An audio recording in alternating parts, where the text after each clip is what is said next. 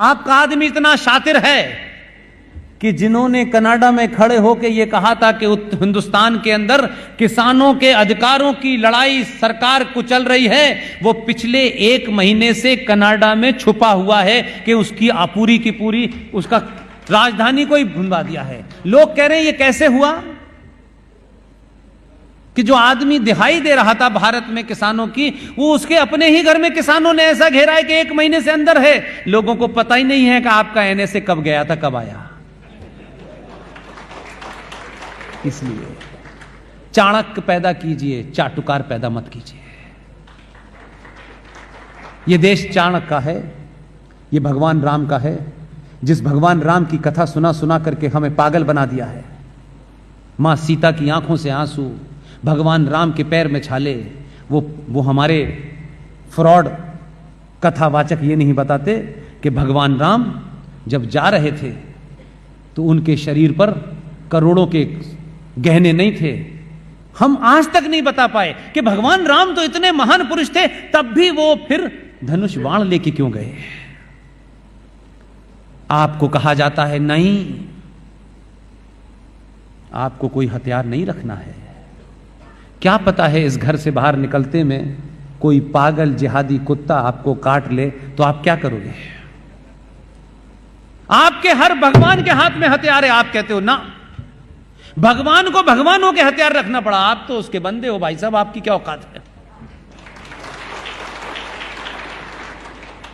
शास्त्रों का अध्ययन कीजिए, लेकिन शस्त्र चलाना भी आना चाहिए। जरूरत पड़ने पे भगवान राम ने समुद्र से बड़ी मिन्नतें की, बड़ी प्रार्थना की कि हमें रास्ता दे दो, रास्ता दे दो। वो नहीं, ऐं चैं बें कैं करता रहा। जैसे ही धनुष बाण उड़ाया, उसने कहा महाराज ये रास्ता ले लीजिए। मूर्ख नहीं है भगवान कृष्ण, बांसुरी बजा रहे हैं, माखन खा रहे हैं। जरूरत पड़ने पर बांसुरी रखी और सुदर्शन चलाया। उसके बाद महाभारत हुआ। आपको सिर्फ इतना ही बोध कराना है कि आपको नहीं पता कि आपका आदमी कितना होमवर्क करता है। और जब मैं यह आदमी कहता हूं, उस पार्टी में भी बड़े चाटुकार हैं, माफ कीजिएगा, ऐसे नहीं है। बड़े बड़े दलाल हैं उसमें भी, वो उनको भी निपटा रहा है। इसलिए इस लड़ाई में 2 लोगों का साथ दीजिए, बाकियों को छोड़ दीजिए। या तो उसके रास्ते पे आ जाओ, या ये दूसरी पार्टियों से मिलकर दलाली करना बंद कर दो। कई ने करने की कोशिश की, कुछ ने भगवान को बुला लिया अपने पास, ने कहा आ जाओ, इसे मैं नहीं भेजा इसे काम करने तो ठीक ठाक, तुम यहां काम नहीं कर पा रहे, मेरे पास आ जाओ। उस आदमी ने कुछ छोटे छोटे काम किए हैं, लेकिन भारतीय समाज को यह लगता है हमें कुछ मिला नहीं। जब तक हमें लड्डू न मिले तब तक हम ये समझते हैं कि कुछ दिया नहीं। छोटी सी घटना है, आपके पुरुषार्थ को जगाने के लिए कितनी बड़ी बात उसने कही है। और उसने कहा नहीं, ऐसे कर दिया। और हम क्योंकि कुछ मिला नहीं यार, कुछ इनकम टैक्स में छूट नहीं दी इसने यार इस बार, कुछ आलू के दाम कम नहीं किए, प्याज पे हम सरकार गिराई, आप इससे ऊपर नहीं। उसने एक बड़ा काम किया, इतना बड़ा काम। मुझसे अगर आप पूछें तो आने वाली नस्लों के लिए कितना बड़ा काम है। 2014 का काम है। मैं आज आपको 2022 में इसलिए बता रहा हूं कि आप गुजराती हैं, कम से कम यहां से बातें जानी चाहिए। 2014 में एक छोटा सा आदेश पास किया, और बहुत छोटा सा आदेश था, उसके लिए कोई संसद में कानून नहीं बनना था भाई। पास हो गया, चल गया। हमारे लोगों ने उसके ऊपर शायद नोटिस भी नहीं किया। लेकिन मैं आपको बताता हूं और बात समाप्त करता हूं। मुझे लगता है आप सोचेंगे कि पता नहीं अब ये कब खत्म करेगा, इसीलिए पानी नहीं पीता मैं। अरे लोग ये कह रहे हैं कि जो आपने आदमी भेजा है दिन भर भाषण देता है, यहां भाषण देता है, वहां भाषण देता है।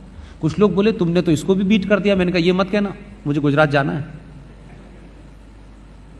एक आदेश छोटा सा पास हुआ, और आदेश क्या था कि आप मुझे बताइए मैं किसका बेटा हूं, यह मुझे ही पता है। और अगर मुझे भी नहीं पता तो सिर्फ मेरी मां को पता है। मां ही जानती है कि मैं किसका बेटा हूं। गलत कह रहा हूं, सच कह रहा हूं। मेरी मां पीछे बैठी हुई हैं, बहनें बैठी हुई हैं पीछे। सिर्फ मां को पता है कि मैं किसका बेटा हूं। दुनिया में कोई ताकत नहीं बता सकती, सिर्फ मां को पता है ये सच्चाई। अंग्रेजों ने आपकी नस्लों को, आने वाली नस्लों को जीवन भर कुंठित, इंफिनिटी कॉम्प्लेक्स रहे, ऐसी छोटी छोटे काम किए कि आपको इस हीन भावना का कभी बोध ही नहीं हुआ। और यह कहा कि पुष्पेन साहब, आपको अपना डेट ऑफ बर्थ सर्टिफिकेट किसी मजिस्ट्रेट से सत्यापित कराना है, अटेस्ट कराना है। आई पुष्पेन कुमार कुल से, son of late Shri Baldev Prasad. आप मुझे बताइए, वो अंग्रेज बापू के पास जब मैं जाऊंगा कि आप मुझे सत्यापित करें, अटेस्ट करें कि मैं स्वर्गीय बलदेव प्रसाद का बेटा हूं, उसने कहां देखा बलदेव प्रसाद को? उसे कैसे मालूम है बलदेव प्रसाद का बेटा हूं? उसे तो नहीं पता। उसके सत्यापन के बाद ही मेरा सर्टिफिकेट लीगल माना जाएगा। फिर वो चले गए तो अंग्रेज चले गए, तो फिर हमारे हिंदुस्तानी बाबू आ गए। फिर आप फर्स्ट क्लास मजिस्ट्रेट से जाके साइन कराइए। होता था कि नहीं होता था ये? उसने एक ही छोटा सा आदेश निकाला, भारत के नागरिक को अपना सर्टिफिकेट खुद ही सत्यापित करना है कि मैं किसका बेटा हूं, किसी दूसरे की आवश्यकता नहीं है। कोई ऐसा ही होगा, कोई भयानक ही ऐसा होगा, उसके लिए डैश डैश कह रहा हूं मैं, जो अपने बाप का नाम भी गलत लिखते हैं। आज आपको यह भाव नहीं पैदा होता कि मैं स्वर्गीय बलदेव प्रसाद का बेटा हूं। यह मुझे पता है क्योंकि मेरी मां ने उसे बताया है, इसलिए मैं ही सत्यापित करूंगा। यह फर्स्ट क्लास मजिस्ट्रेट ने कब देखा कि मेरे पिताजी बलदेव प्रसाद हैं? यह कुंठा का विषय था कि मेरे बाप का सर्टिफिकेट कोई सड़क चलता मजिस्ट्रेट तय करेगा, मेरी मां के अलावा कोई तय ही नहीं कर सकता, सिर्फ वही तय कर सकती है। ये छोटे छोटे बदलाव हैं। आपने मुझे इतने धैर्य से सुना, मुझ जैसे आदमी को बुलाने का साहस जुटाया, मंच पे बैठने वालों का साहस को दाद, और इस स्वामीनारायण मंदिर के लिए ये तमाम देश भर में इनकी शाखाएं हैं। और ज्ञान वत्सल जी बहुत मज़े के आदमी, अच्छा भाषण देते, उनसे मिला। आपकी जो उनकी वो लगी हुई है बॉम्बे में, उनसे मिला। अलग अलग सेक्ट में आप लोगों के वो हैं, लेकिन उन सब में कॉमन बात यह है कि सब इस राष्ट्र में करोड़ों लोगों को एक मजबूत, ताकतवर तर्क के साथ, एक शक्ति के साथ एक सनातनी हिंदू योद्धा बना रहे हैं। आप इस काम को जारी रखें, और इस काम में जितनी आधुनिक चीजें हैं, आपके सारे मंदिरों में मैंने देखा कि जिस तरीके से बच्चे हॉस्टल्स में रहते हैं, सारी सुविधाओं के साथ रहते हैं, एक साथ बैठकर मंत्रों के उच्चारण के साथ खाना खाते हैं, और आपके यहां बड़े बड़े IIT, बड़े बड़े डॉक्टर सब कुछ छोड़ करके आए हैं। लिहाजा इसका मतलब यह है कि ये वो जगह है जहां सही में ये गुरुकुल है। और एक छोटी सी बात आपकी नॉलेज के लिए बता रहा हूं कि जिस मंदिरों की बात मैंने की, जिस चढ़ावे की बात मैंने की, इसलिए आज का युवा ये न सोचे कि उसकी मार्कशीट में अगर बहुत नंबर नहीं आए हैं तो वो पीछे रह गया है। मार्कशीट आपको सिर्फ नौकरी दिला सकती है। इतिहास गवाह है और वर्तमान गवाह है कि मार्कशीट राष्ट्र नहीं बचाती है। इसलिए इस देश का एक प्रधानमंत्री वर्ल्ड बैंक में था। आप एक लाइन से उठा के देख लीजिए, जितनों ने मार्कशीट नहीं थी, जो आपने भेजा है उसके पास तो बिल्कुल भी नहीं है। वो मार्कशीट नहीं लगाता कि मैंने वर्ल्ड बैंक में नौकरी की थी।